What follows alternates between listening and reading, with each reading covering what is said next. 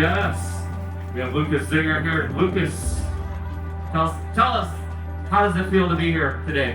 Feels amazing. This is our first year here, and I think a lot of you guys know us, but not all of you. We're Zinger Vehicles.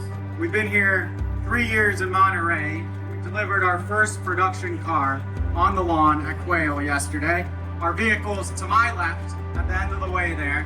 Go check it out, the 21C. So for that 21C that's there, tell us about it. Tell us about the specs, tell us the engine, tell us power, everything.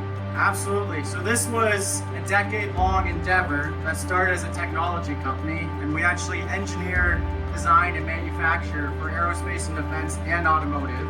But we decided along that journey that we were going to create our own vehicles company. That was about 5 years ago, and it was ground up at that point. So we had earned a reputation. We're essentially doing the hard work, the engineering, the vehicle dynamics, the new technology that's in many of these vehicles, but most heavily featured in our own. And we said, what would be the power plant for this car? A strong hybrid. We're looking for ultimate performance. And fast forward a decade, we've got the fastest road legal, normal title, crash tested, road homologated hypercar in the industry today. That's pretty wild, brother. Now, what's the story with the lap time at COTA? You gotta tell us about this. Yeah, so yesterday was an amazingly exciting day for us, and today is as well, because we came out with 2 announcements. One was lap times, the other was customer car number 1. But in the last month, we nailed 2 more lap records. So we hit the Goodwood Hill Climb record. Overall, the fastest car in Goodwood history to go up that hill climb was a 21C. And then we landed, took the car from the UK to Circuit of the Americas in Austin, Texas, and we set that production lap record. Wow, so you're going out to breaking records. Big round of applause on that, right? That's pretty crazy. Yes, it's a record breaker. What we're about is facts. You know, you can talk about your brand, you can build brand following. At the end of the day, you care about the times. The track is the ultimate judge. We have the Laguna record right here. Zinger has the Laguna production record. We have the COTA record. We got the Goodwood Hill Climb record. We're coming from many, many more tracks, various states, various countries. Lucas, you just mentioned 3 huge events. What's number 4 for you? Can you tell us, or is that a surprise? I'd say I've got my eye on a track in Germany. That means a lot to I think all of us. So. Is it green? It might be green, yeah. Wow, that's pretty awesome. Now that you've dominated in these tracks and these events, I mean, what else is there to go after? You've gone after those, and you hit it. I think for us, it's a constant evolution. We created a technology system, which is really 3 pillars, and it's generative design software. That's a software engine that humans built. You know, it's 500 of us in Los Angeles working together day in, day out. We developed a software which can make a more optimal part than any other engineering team or software on the market today.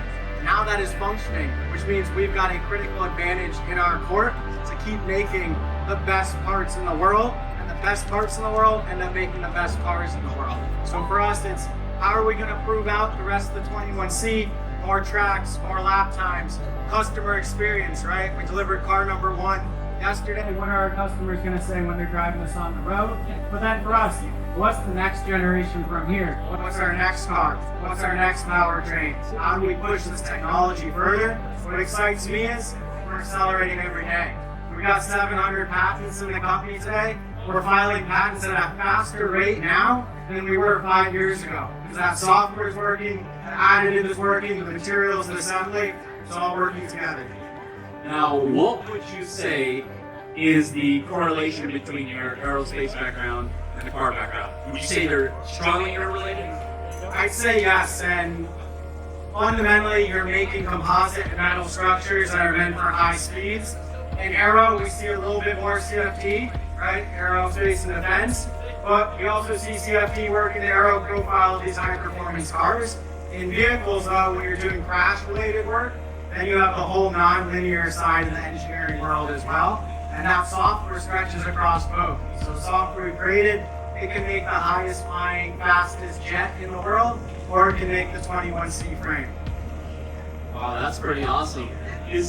What else do you have as far as production-wise that you got coming down? Like, can you share that with us, or is it still top secret right now? I'd say top secret. I'll share a little bit though, which is we're in the hypercar space. We're dominating track times. We're going to stay in that space for a period of time. For us, we're making a vehicle, but that vehicle is much more than a car to us. It is a new technology that is meant to impact the industry for decades to come.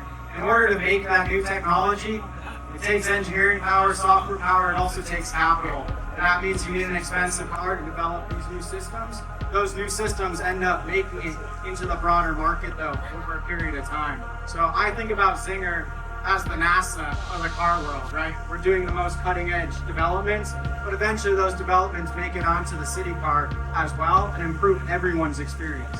You know, in the hypercar space, I'll give the short answer, which is no. I do think electric plays a part though. It plays a part in high performance powertrains. Our vehicle is a strong hybrid. It's got 2 electric motors, an MGU in the middle, and a big V8 or small displacement but very powerful V8 in the rear. So you want electric where it makes sense, small battery packs, lightweight, the torque, all-wheel drive.